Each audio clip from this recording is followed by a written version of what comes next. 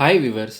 Teachers requirement board ஆசிரியர் தேர்வு வாரியம் நடத்தக்கூடிய Tamil Nadu TET exam teacher eligibility test அப்படிங்கிறது வந்து பார்த்தீங்க அப்படின்னா அப்ளை பண்ணுறதுக்கு உண்டான டேட் வந்து நேத்தோட முடிஞ்சுது.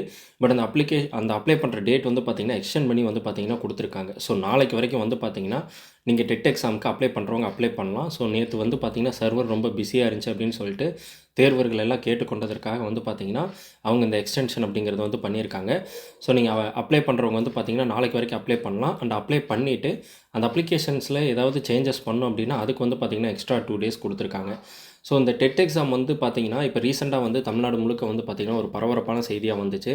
ஸோ கவர்மெண்ட் ஆசிரியர்கள், அதாவது ஆல்ரெடி வந்து அரசு ஆசிரியர்களாக இருக்கக்கூடியவங்க டெட் அப்படிங்கிறத நீங்கள் கம்ப்ளீட் பண்ணிங்கன்னா மட்டும்தான் நீங்கள் வந்து உங்களோட ரோலில் இருக்க முடியும். அப்படி இல்லை அப்படின்னா நீங்கள் வந்து பார்த்தீங்கன்னா ரிட்டைர்மெண்ட் வந்து கொடுத்துருவோம் அப்படிங்கிற மாதிரி வந்து பார்த்தீங்கன்னா ஹைகோர்ட் வந்து ஆர்டர் விட்டுருந்தாங்க. ஸோ இதில் வந்து பார்த்தீங்கன்னா 55 இயர்ஸ்க்கு மேலே இருக்கக்கூடிய கவர்மெண்ட் டீச்சர்ஸ்லாம் வந்து இதுக்கு வந்து அவங்களுக்கெல்லாம் வந்து எக்ஸம்ஷன் இருக்குது. ஸோ 55 இயர்ஸ்க்கு வந்து கிராஸ் ஆனவங்க வந்து இதை வந்து பாஸ் பண்ணணும் அப்படிங்கிற அவசியம் கிடையாது. ஆனால் அந்த 55 இயர்ஸ்க்கு கீழே இருக்கக்கூடிய அரசு ஆசிரியர்கள் அனைவருமே வந்து பார்த்திங்கன்னா மேக்ஸிமம் 5 இயர்ஸ்க்குள்ளே வந்து பார்த்திங்கன்னா இந்த டிஆர்பி டெட் எக்ஸாம் அப்படிங்கிறத அவங்க கிளியர் பண்ணணும். ஸோ அவங்களோட ரோலுக்கு தகுந்த மாதிரி, ஃபார் எக்ஸாம்பிள் பேப்பர் 1 வந்து பார்த்திங்க அப்படின்னா 1 to 5 வரைக்கும் இருக்குது. பேப்பர் 2 வந்து பார்த்திங்கன்னா 6 to 8 வரைக்கும் இருக்குது. அண்ட் வந்து பார்த்திங்கன்னா தனியாக பிஜிடிஆர்பின்னு சொல்லிட்டு தனியாக வேறு ஒரு இது இருக்குது, எக்ஸாம் இருக்குது. அது வந்து பார்த்திங்கன்னா 9 to 12 வரைக்கும் இருக்குது. ஸோ இப்போ நடக்கக்கூடிய இந்த எக்ஸாம் அப்படிங்கிறது வந்து பார்த்திங்கன்னா பேப்பர் 1 அண்ட் பேப்பர் 2, அதாவது 1 முதல் 8வது வரைக்கும் இருக்கக்கூடிய ஆசிரியர்களுக்கான அந்த டெட் எக்ஸாம் அப்படிங்கிறது நடக்குது. ஸோ இந்த டெட் எக்ஸாமோட இந்த டேட் தான் வந்து மாற்றிருக்காங்க. அதே மாதிரி வந்து முதல்ல வந்து நவம்பர் 1, 2 வந்து எக்ஸாம் நடக்கும். பேப்பர் 1 நவம்பர் 1லேயும், பேப்பர் 2 வந்து பார்த்திங்கன்னா நவம்பர் 2லேயும் நடக்கும் அப்படின்னு சொல்லியிருந்தாங்க. பட் இப்போ வந்து அந்த டேட் ஆஃப் எக்ஸாமினேஷன் டேட் வந்து சேஞ்ச் பண்ணியிருக்காங்க. நிர்வாக காரணங்கள்னால பேப்பர் 1 15லேயும், பேப்பர் 2 வந்து பார்த்திங்கன்னா 16லேயும் நடக்கும் அப்படின்னு சொல்லியிருக்காங்க. ஸோ குயிக்காக வந்து பார்த்திங்கன்னா அந்த அப்ளிகேஷன்ஸ் வந்து பார்க்கலாம். ஸோ டேட் வந்து பார்த்திங்கன்னா எக்ஸ்டெண்ட் பண்ணியிருக்காங்க. அண்ட் வந்து பார்த்திங்கன்னா டேட்டும் வந்து பார்த்திங்கன்னா சேஞ்ச் பண்ணியிருக்காங்க. ஸோ நம்ம வந்து பார்த்திங்கன்னா அந்த நோட்டிஃபிகேஷன் போய் பார்க்கலாம்.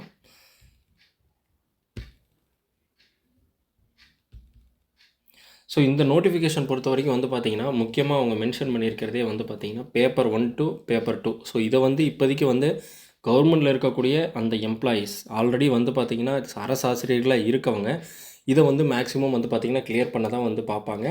அண்ட் இதில் வந்து ஆல்ரெடி வந்து டீச்சர்ஸாக இருக்கவங்களுக்கு இந்த சிலபஸ் அப்படிங்கிறது வந்து ரொம்பவே அவங்களுக்கு ஈஸியாக இருக்கணும். ஸோ சொல்லப்போனால் வந்து இப்போ புதுசாக படிக்கிறவங்க அவங்களுக்கு தானே வந்து கொஞ்சம் கஷ்டமான ஒரு இதாக இருக்கணும். பட் வந்து ஆல்ரெடி வந்து டீச்சர்ஸாக இருக்கவங்களுக்கு வந்து அது ரொம்பவே வந்து பார்த்திங்கன்னா ஈஸியாக இருக்கும். டே டு டே லைஃப்பில் வந்து அவங்க வந்து பார்த்திங்கன்னா டெய்லி வந்து அது ஸ்டூடெண்ட்ஸ்க்கு டீச் பண்ணிகிட்ருக்காங்க. ஸோ அவங்களுக்கு வந்து பார்த்திங்கன்னா அது வந்து ரொம்ப சுலபமாக இருக்கும். ஆனால் வந்து இது வந்து ஒரு பெரிய இஷ்யூ ஆகி அதுக்கப்புறம் தமிழ்நாடு கல்வித்துறை அமைச்சர் வந்து அன்பில் மகேஷ் கூட வந்து சொல்லியிருக்காரு. ஸோ நம்மளால் வந்து எந்தளவுக்கு வந்து 2 பக்கமும் வந்து பார்க்க முடியுமோ, எந்தளவுக்கு வந்து ஸ்டாஃப்ஸுக்கு வந்து சப்போர்ட் பண்ண முடியுமோ பண்ணி அவங்களுக்கு வந்து இதிலேருந்து ஏதாவது விதிவிலக்கு கிடைக்குமா அப்படின்னு சொல்லிட்டு பார்க்குறோம் அப்படிங்கிற மாதிரி வந்து பார்த்திங்கன்னா சொல்லியிருக்காங்க. ஸோ இதுக்கு வந்து பார்த்திங்கன்னா ஏஜ் லிமிட் அப்படிங்கிறது வந்து 18 வயசு நீங்கள் வந்து கம்ப்ளீட் ஆகிருக்கணும்.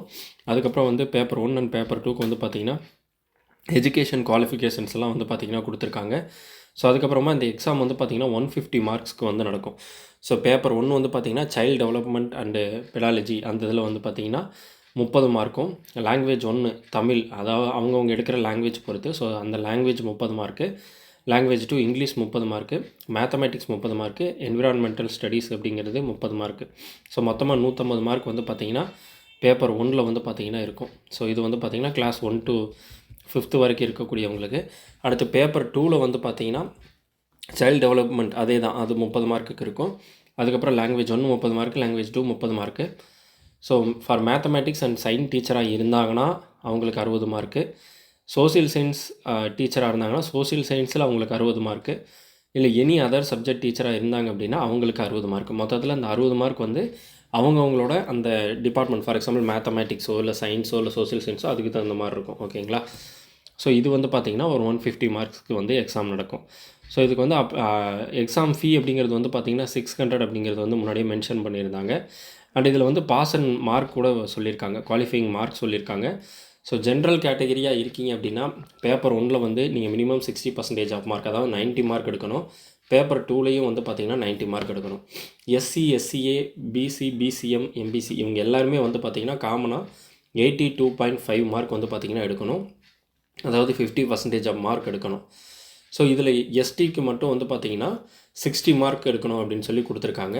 ஸோ இதில் வந்து எக்ஸாம் முடிஞ்சதுக்கப்புறமா இதில் ஏதாவது ஒரு கொஸ்டினில் வந்து ஒரு பிழை இருக்குது, அவங்க கேட்கப்பட்ட கேள்விகளில் வந்து பார்த்திங்கன்னா ஏதாவது தவறு இருக்குது, அந்த மாதிரிலாம் இருந்துச்சு அப்படின்னா கண்டிப்பாக இதிலேருந்து இன்னும் குறையிறதுக்கான வாய்ப்பு இருக்குது. ஃபார் எக்ஸாம்பிள் 90 வந்து பார்த்திங்கன்னா 88, 87 அந்த மாதிரி ஆகலாம், 82.5 80 ஆகலாம், 60 வந்து பார்த்திங்கன்னா 58 ஆகலாம். அது ஏதாவது, ஏன்னா மேக்ஸிமம் ஏதாவது ஒரு கவர்மெண்ட் எக்ஸாம் நடக்குது அப்படிங்கும்போதே அதில் ஏதாவது ஒரு கொஷின் இல்லை 2 கொஷின் வந்து பார்த்திங்கன்னா ஆப்சன்ஸ் தவறாகும், அந்த மாதிரி இருக்கிறதுக்கான வாய்ப்புகள் இருக்குது. ஸோ ப்ரீவியஸ் இயர்லியெல்லாம் அந்த மாதிரி நடந்திருக்கு.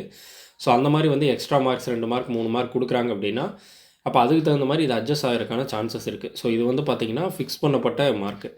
ஸோ எதனால் இந்த டெட் எக்ஸாம் அப்படிங்கிறது முக்கியம்னா, அந்த டெட் கிளியர் பண்ணவங்க மட்டும்தான் டீச்சர்ஸ் ரெக்யூர்மெண்ட் போர்டு, அதாவது வந்து புதுசான ஆசிரியர்கள் வந்து அப்பாயின்மெண்ட் பண்ணும்போது இந்த டெட் முடித்தவங்களை தான் எடுப்பாங்க. அதுவும் அந்த சீனியாரிட்டி பிரகாரம். இதுலேயும் வந்து மினிமம் இந்த மார்க் சொல்லியிருக்காங்களவா, இந்த மார்க் எடுத்திருந்தால் தான் பாஸ் அப்படின்னு. அதில் வந்து அந்த சீனியாரிட்டி பிரகாரம் யாராக டெட் கிளியர் பண்ணி வச்சுருக்காங்களோ அவங்களுக்கு வந்து பார்த்திங்கன்னா வேலை கிடைக்கும். ஸோ இது ஏன் வந்து டீச்சர்ஸ்க்கு வந்து நிறையா பேருக்கு வந்து பாதிப்பை ஏற்படுத்தணும்னா, அவங்க கம்பல்சரியாக வந்து அந்த 5 இயர்ஸ்க்குள்ளே வந்து பார்த்திங்கன்னா டெட் எக்ஸாம் கிளியர் பண்ணி ஆகணும். கிளியர் பண்ணலை அப்படின்னா அவங்களுக்கு வந்து அந்த ஆசிரியர் பணி அப்படிங்கிறது வந்து இனிமேல் நோ மோர் அப்படிங்கிறத வந்து கோர்ட்டில் சொல்லியிருக்காங்க. ஸோ இந்த நான் வரக்கூடிய டெட் எக்ஸாம் வந்து ரொம்பவே இம்பார்ட்டண்ட்டாக இருக்கும். ஸோ இந்த ஆஸ்பிரண்ட்ஸ்க்கும் சரி, கவர்மெண்ட் டீச்சர்ஸ்க்கும் சரி. ஸோ இன்னும் மேலும் வந்து பார்த்திங்கன்னா இந்த டிஆர்பி டெட் எக்ஸாம் சம்மந்தப்பட்ட தகவல்கள், நோட்டிஃபிகேஷன்ஸ் எல்லாமே பார்க்க நம்மளோட சேனலை சப்ஸ்கிரைப் பண்ணுங்கள். அந்த வீடியோ பிடிச்சிருந்தா உங்களோட ஃப்ரெண்ட்ஸ்க்கும் ஷேர் பண்ணுங்கள்.